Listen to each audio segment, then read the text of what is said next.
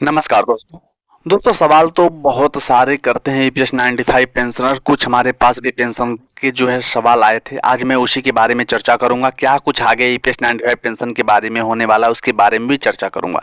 सबसे पहले पेंशन हर बात यही हम लोग कहते हैं कि सांसद जो महोदय हैं इन लोगों को अच्छी खासी जो है पेंशन दी जाती है, लेकिन वहीं ईपीएस 95 पेंशन के जो पेंशनर्स हैं वो दाने दाने के मोहताज हैं। सांसदों को बढ़िया पेंशन और सुविधाएं मिलती है, जबकि ईपीएस 95 पेंशन धारकों को कम पेंशन और संघर्ष कर रहे हैं। फिर भी देश के सांसद और विधायकों को मिलने वाली पेंशन जो है बहुत ज्यादा है। उनके मुकाबले अगर देखा जाए तो ईपीएस 95 पेंशन धारकों की हालत बेहद दयनीय है।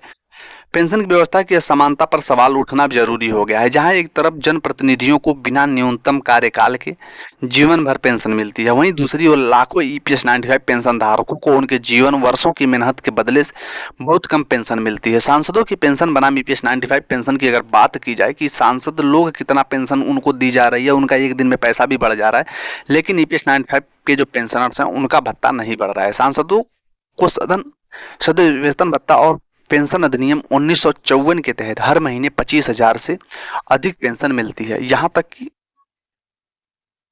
अगर कोई सांसद एक दिन के लिए भी चुना जाता है तो उसे जीवन भर पेंशन दी जाती है। इसके अलावा यदि कार्यकाल बढ़ाया जाता है तो हर साल अतिरिक्त पेंशन भी जुड़ती है। दूसरी ओर ईपीएस 95 पेंशन धारकों को औसतन 1,000 से 3,000 रुपए की पेंशन ही दी जाती है, जो उनके जीवन यापन के लिए पर्याप्त नहीं है।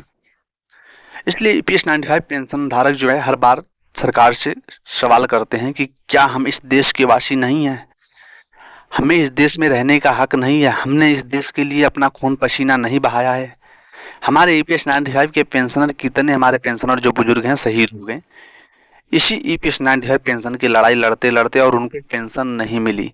आने वाली पीढ़ियों के लिए एक रास्ता खोदा जा रहा है। अगर इस रास्ते में हम सभी लोग एकत्रित होकर इन बुजुर्गों का साथ देंगे, सम्मान देंगे, तो ये बुजुर्ग हमारी लड़ाई को आगे लेकर के जाएंगे। बहुत से लोग यूट्यूब पर अपना क्यूआर कोड चला रहे हैं। मैं उसके लिए भी अपील करूंगा कि ऐसा आप कोई भी मत करो। अगर कोई भी आप लोग पे ही मत करो। हमारी जनता से मैं बात करना चाहता हूँ, जो भी हमारे ईपीएस 95 के पेंशनर है, कहीं भी आप पे मत करिए। अगर आप लोगों को लगता है कि कुछ इन बुजुर्गों को अगर योगदान देना चाहिए, अपना सहयोग देना चाहिए, तो वो खुद जाकर के वहीं पे किसी भी एक अनशन पे जाके, क्योंकि उनके संगठन की जो है हर एक महीने कहीं ना कहीं मीटिंग होती है, वहाँ मीटिंग में जाइए, बेकायदा मिलिए, अपना योगदान दीजिए, उनका हौसला बढ़ाइए। ईपीएस 95 पेंशन धारकों की सुविधाओं का अभाव भी है। सांसद और विधायकों को आजीवन मुफ्त रेल यात्रा की सुविधा में मिलती है, जबकि ईपीएस 95 पेंशन धारकों के लिए कोई यात्रा सुविधा नहीं है, न कोई महंगाई राहत है। यह असमानता देश के पेंशन सिस्टम की कमजोरियों को उजागर करती है, जहां पेंशन धारकों की बुनियादी जरूरतों को भी पूरा नहीं कर पाती है। ईपीएस 95 के पेंशनर जो हैं अपनी दवाइयों का खर्च तक नहीं निकाल पाते हैं। दोहरी पेंशन का हक बनाम ईपीएस 95 पेंशन का संघर्ष। सांसद और विधायक न केवल अपनी पेंशन का लाभ उठाते हैं, बल्कि उन्हें दोहरी पेंशन लेने का भी हक है। अगर कोई विधायक सांसद बन जाता है तो उसे दोनों की पेंशन मिलती है। इस प्रकार का दोहरा चरित्र क्यों इस देश में लागू किया जाता है? दो बार पेंशन क्यों दी जाती है? एक बार पेंशन से उनका नहीं होता, ना कोई उनका टीएस करता है, ना टीडी करता है। उन लोगों को हर प्रकार से सुरक्षित पेंशन दी जाती है। जहां हमारे ईपीएस 95 के पेंशनर को 1,000 रुपए दे करके भी आप क्या साबित करना चाहते हो? आप यहाँ पे दो, अगर कोई एक दिन के लिए भी बन जाता है सांसद से विधायक, तो उनको डबल पेंशन दी जाती है, और हमारे ईपीएस 95 के पेंशनरों को 1,000 रुपए से भी कम दिया जाता है। ये दोगलापन क्यों है? कुछ बातें भी कड़वी लगेंगी, लेकिन हर एक सरकार से पूछना वाजिब है, चाहे वो कांग्रेस हुआ, चाहे वो बीजेपी हुई।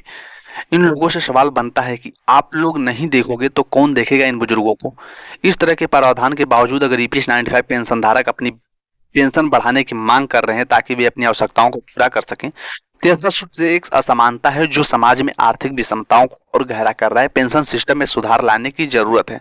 अगर समानता के चलते यह सवाल उठता है कि क्या हमारा पेंशन सिस्टम वास्तव में न्यायसंगत है? जिन लोगों ने अपने जीवन का एक बड़ा हिस्सा देश की सेवा में बिताया, उन्हें इतनी कम पेंशन क्यों दी जाती है, जबकि सांसदों की पेंशन इतनी उदारता है कि ईपीएस 95 पेंशन धारक क्यों नजरअंदाज किया जा रहा है? यह एक गंभीर मुद्दा है जिसके कारण सरकार और समाज के समान रूप से संबोधन जो है करना चाहिए। अब समय आ गया है कि ईपीएस 95 पेंशन धारकों की पेंशन व्यवस्था में सुधार लाया जाए और ईपीएस 95 पेंशन धारकों की हक की लड़ाई को गंभीरता से लिया जाए। उनकी स्थिति को सुधारने के लिए सरकार को तत्काल कदम उठाने की जरूरत है ताकि वे एक सम्मानजनक और सुरक्षित जीवन जी सकें। पेंशन व्यवस्था में ऐसी असमानता किसी भी विकसित समाज के लिए उचित नहीं है।